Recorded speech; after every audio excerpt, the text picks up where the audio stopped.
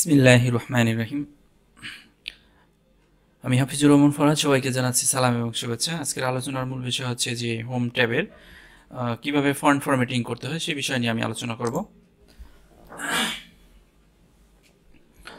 তো Microsoft Excel open করার পরে হোম ট্যাবে আপনারা চলে আসবেন। হোম ট্যাবের যে ফন্ট কমান্ড গ্রুপ রয়েছে,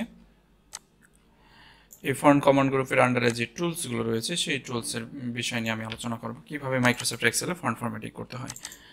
তো ফন্ট ফরম্যাটিং, এখানে কিছু ফন্ট লেখা আছে, জাস্ট আমরা কিছু ফন্ট এখানে সিলেকশন করলাম। সিলেকশন করার পরে এই অ্যারো চিহ্নতে ক্লিক করার মাধ্যমে আমরা খুব সহজে এখান থেকে ফন্টের ফেস পরিবর্তন করতে পারবো। বিভিন্ন ধরনের স্টাইল রয়েছে, যে স্টাইলের মাধ্যমে আমরা এখান থেকে পরিবর্তন করতে পারি। তো সাধারণত আমরা যে ফন্টগুলো ব্যবহার করে থাকি, এরিয়াল ফন্ট, তারপরে হচ্ছে টাইমস নিউ রোমান ফন্ট, এই ফন্টগুলো ব্যবহার করা হয়। দেন তারপরে আমরা যেটা করতে পারি, যে কোনো একটি ফন্টের সাইজ যদি আমরা বড় ছোট করতে চাই, সেটা আমরা এখান থেকে করে নিতে পারবো। এবং এটির মাধ্যমে আমরা সাইজ বড় করতে পারি, এটার মাধ্যমে আমরা সাইজ ছোট করতে পারি।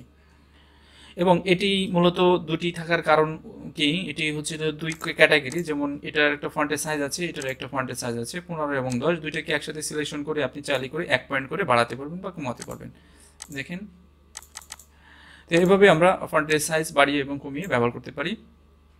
তারপরে উপরের দিকে আমরা যে হেডিংটা দেখতে পাচ্ছি, হেডিংটা দেখেন এখানে বোল্ড করা আছে, অর্থাৎ হেডিং যখন আপনার কোনো জায়গায় হেডিং ইউজ করবেন তখন আপনারা বোল্ড করে দিতে পারবেন এবং ইটালিক ইউজ করতে পারেন এবং আন্ডারলাইন ইউজ করতে পারেন।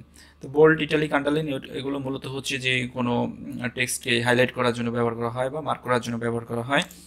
দেন তারপরে আমরা যেটা দেখবো যে কীভাবে বর্ডার ইউজ করতে হয়। যেমন আপনারা এখানে দেখতে পাচ্ছেন, এখানে একটি বর্ডার আছে, যেমন আমি বর্ডারটিকে অফ করে দিচ্ছি, নো বর্ডারে ক্লিক করে এটি অফ করে দিলাম। দেন পুনরায় আবার যদি এটিকে ইউজ করতে চাই, সেম একইভাবে বর্ডারে ক্লিক করে, অল বর্ডারে ক্লিক করে আমরা বর্ডার ইউজ করতে পারি।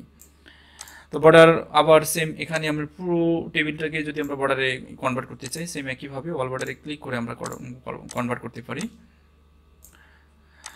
অল বর্ডার থেকে নো বর্ডারে ক্লিক করলে আমরা বর্ডার অফ করতে পারি। এবং নিচের দিকে যদি আমরা শুধু বর্ডার ক্রিয়েট করতে চাই, সেক্ষেত্রে আমরা নো বর্ডারে অর্থাৎ বটম বর্ডারে ক্লিক করলে শুধু নিচের দিকে বর্ডার ক্রিয়েট হবে। তো আপনি আপনার মতো করে বর্ডার ক্রিয়েট করতে পারবেন। ফাইল থেকে আমরা যদি প্রিন্টে যাই, তাহলে আমরা এখানে দেখতে পাচ্ছি যে নিচের দিকে একটা বর্ডার দেখা যাচ্ছে। প্রিন্ট করলে বর্ডার প্রিন্ট হবে।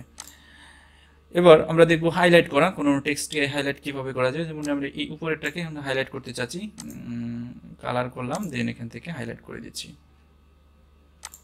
তো এভাবে আমরা কোনো টেক্সটে হাইলাইট করতে পারি। এখন এটাও সেম একইভাবে আমরা এখান থেকে পরিবর্তন করে নিতে পারি, কালার, কোনো টেক্সটের কালার পরিবর্তন করে নিতে পারি এবং ফন্ট কালার আমরা এখান থেকে পরিবর্তন করতে পারি।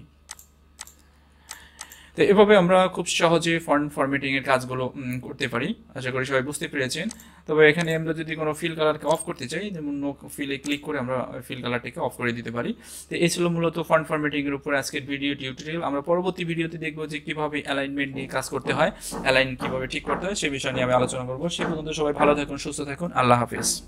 ভিডিও শেষে আপনার কাছে ছোট্ট একটি অনুরোধ করিব, যদি এই ভিডিওটি ভালো লাগে অবশ্যই লাইক, কমেন্ট এবং শেয়ার করে আপনি আপনার বন্ধু এবং বান্ধবীর মাঝে ছড়িয়ে তাদের উপকার করতে পারেন এবং আমাদের চ্যানেলটি সাবস্ক্রাইব করে রাখুন, যাতে করে পরবর্তী ভিডিওগুলো দেখতে পান।